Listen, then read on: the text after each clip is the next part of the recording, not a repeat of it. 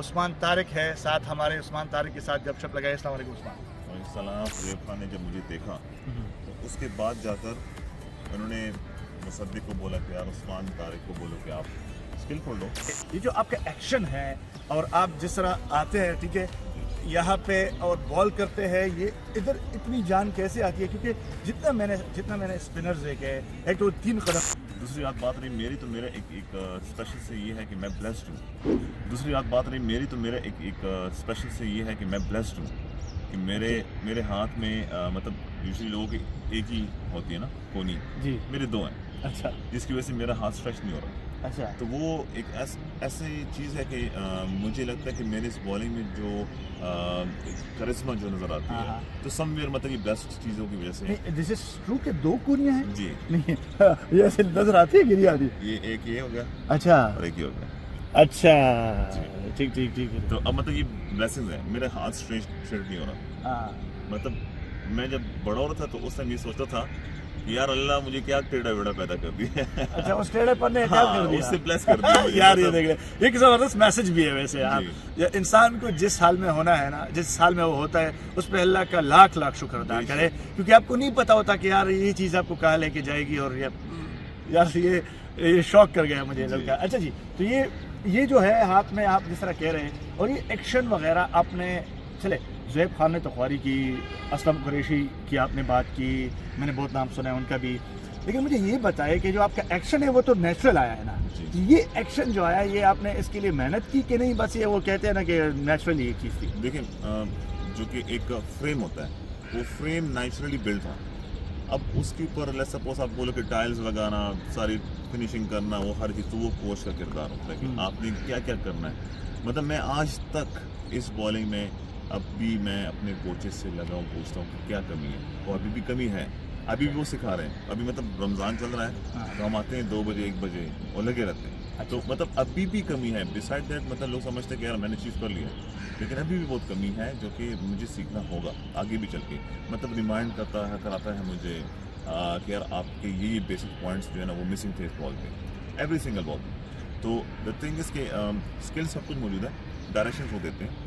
और ये जो मेरा स्टाइल है ना बॉलिंग एक्शन, तो ये आपने पूछा ना कि एक्शन के बारे में, तो ये फ्रॉम द वेरी बिगिनिंग ही ऐसा ही पॉज ले रहा हूँ। उस्मान, प्रोफेशनल क्रिकेट का मैंने बात की, वो बात वही रह गई। हम लेकिन इतने ज़्यादा क्वेश्चन है कि मुझे जब दिमाग में आते हैं तो मैं कहीं और चला जाता हूँ। लेकिन चले, क्या कहना चाहेंगे प्रोफेशनल क्रिकेट के हवाले से, जब से आपने पैसे कमाना शुरू किया? मुझे ये स्टोरी भी उस्मान की पता है कि फाइनेंशियली भी बड़े क्राइसिस में ये लड़का गुजरा है, और फाइनेंशियल इश्यूज बहुत ज़्यादा थे इसको, इवन फैमिली से भी सपोर्ट था, लेकिन प्रॉब्लम्स थे इसको भी।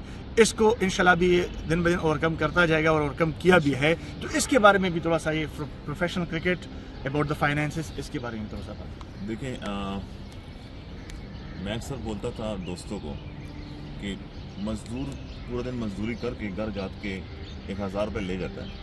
हम वो मजदूर हैं जो कि पूरा दिन मेहनत करके घर 1 रुपये नहीं लेके जाते और उसके बाद भी कल आते हैं। तो ये इसके लिए जो माइंडसेट चाहिए और जो आपके गोल्स होते हैं वो ही आपको मोटिवेट कर सकते हैं। तो फाइनेंशियल क्राइसिस, अच्छा आप एक तो ऑफ द फील्ड लड़ रहे होते हैं, घर के मसले, हमारे आपको पता है जो कल्चर है क्रिकेट का वो, और एक ऑन द फील्ड लड़ रहे होते हैं। ये दोनों लड़ाई एक आम लड़के की बस की बात नहीं।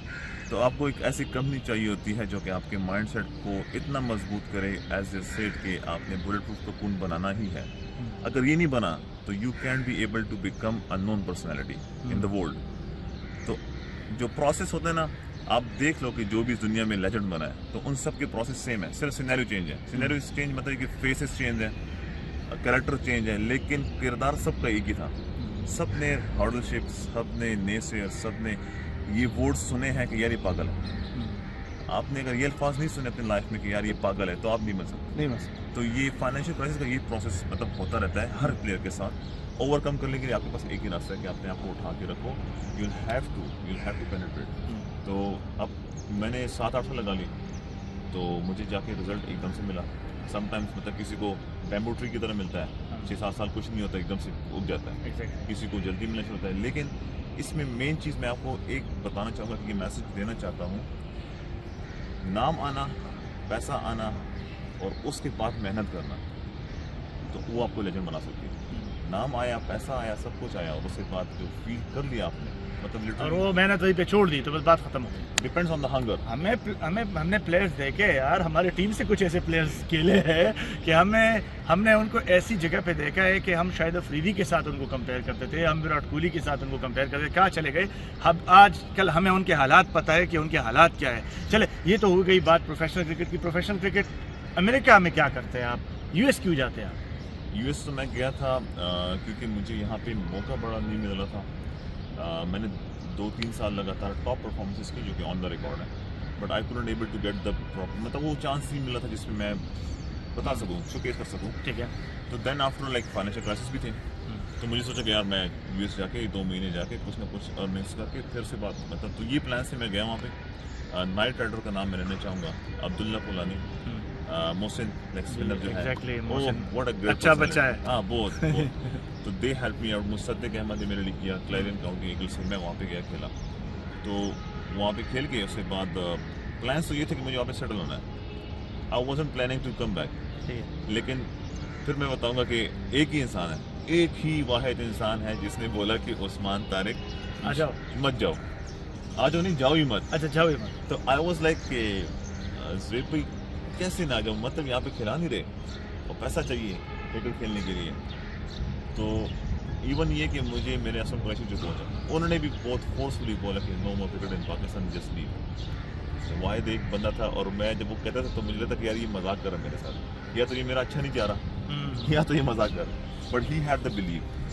तो जब मेरे साथ वो एक गाड़ी में डिस्कशन में मुझे कहते उस्मान तू खेल जाएगा यार, तू खेल जाएगा, तो मैं कहता था कि यार कैसे खेलूंगा, जब मौका नहीं मिलेगा तो कैसे खेलूंगा, लेकिन कहता नहीं तू खेलेगा। जब पीएसएल में नाम आया, सब कुछ हुआ, तो मुझे फिर जब अल्हम्दुलिल्लाह सारा सब कुछ स्ट्रीमलाइन हुआ, तो मुझे आगे से बोलता है कि बोला था ना, तो आई वाज लाइक यार you are the only person you believed on me, यार आ तू पाकिस्तान की तरफ से खेलेगा। तो ये सारा प्रोसेस। टारगेट क्या है उस्मान, कहाँ जाना है इंशाल्लाह, क्या करना है पाकिस्तान के लिए, क्या करना है?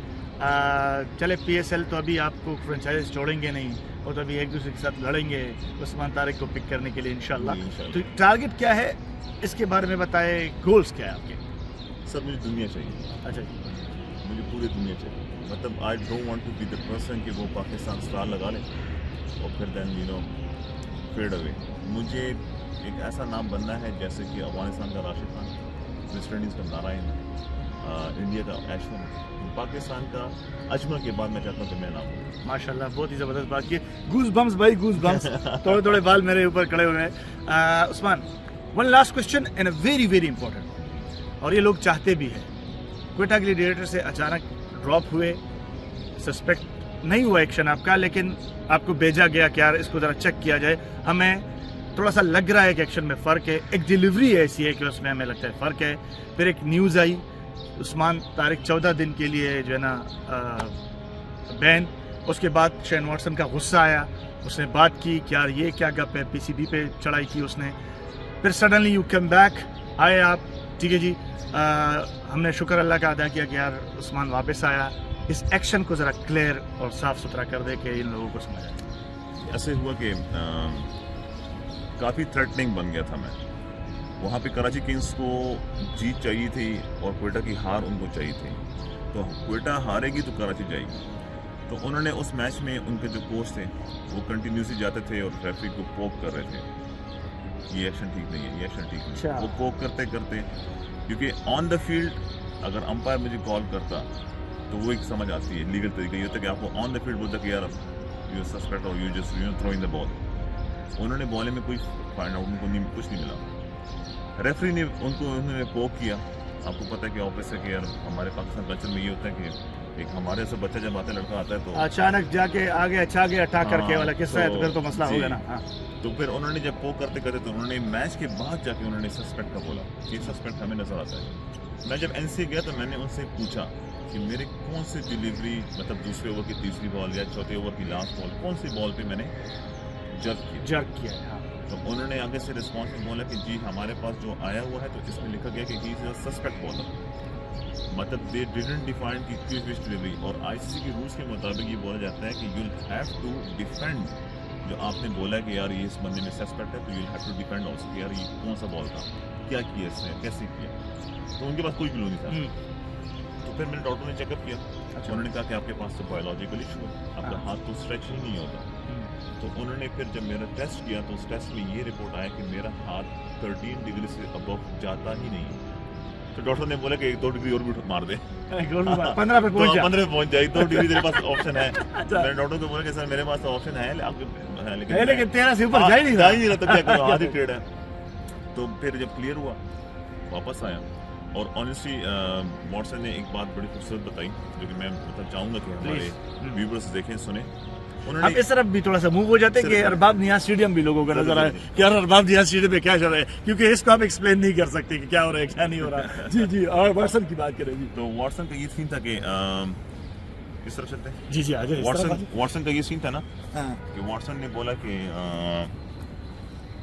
इस लड़के मैं हैरान हूँ कि कैसे लोग सस्पेक्ट कर रहे हैं, क्योंकि ये पाकिस्तान का प्रोस्पेक्ट है और पाकिस्तान के अपने ही लोग इसको कर रहे हैं। तो कहते हैं कि मतलब सुनील नारायण वगैरह ये सब लोग करते थे, हमने ऑब्जेक्ट किया लेकिन उनको प्रोटेक्ट किया गया। तो कहते हैं कि you shouldn't like be in this zone at the moment कि जब तुम्हारा इतना उड़ान चल रहा है। And I know that your guts are that much कि आप पाकिस्तान के लिए बहुत अच्छा सर्व कर सकते हो।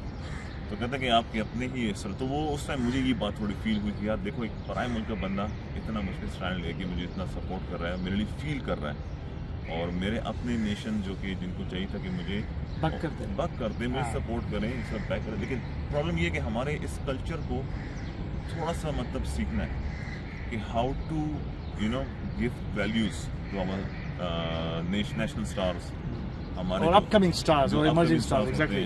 तो अब एक ऑनेस्टली मैं तो ये बताऊं कि मैं बड़ा ब्लेस्ड हूँ कि मेरी कंपनी ऐसी है कि जिन्होंने मुझे उठा के रखा।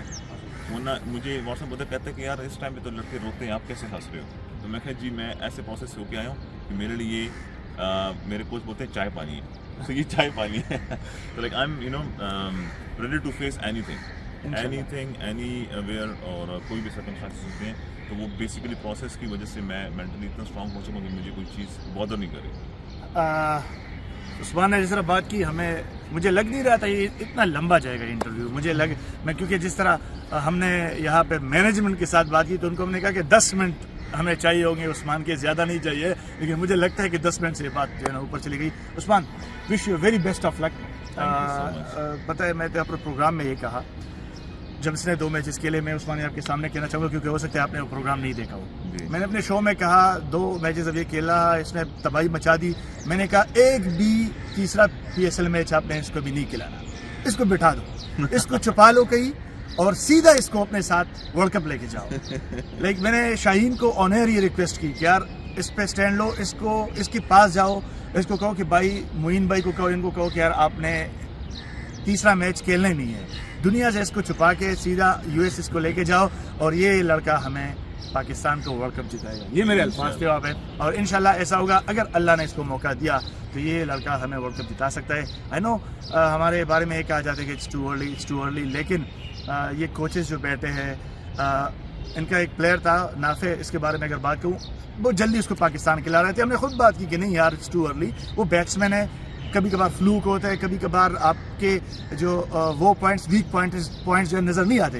लेकिन इस लड़के ने मैच्योर क्रिकेट के लिए, इस लड़के ने रगड़ा खाया है और कोचेस ये बता रहे हैं कि यार इसको लेके जाए और ये आपको वर्ल्ड कप जिताएगा। तो अल्लाह करे कि ऐसा हो। Thank you so much Usman, बहुत बहुत शुक्रिया for the exclusive interview and the first interview जो कि आप मोहम्मद कामिल खान के साथ देख रहे हैं। बहुत बहुत शुक्रिया भाई। Thank you so much.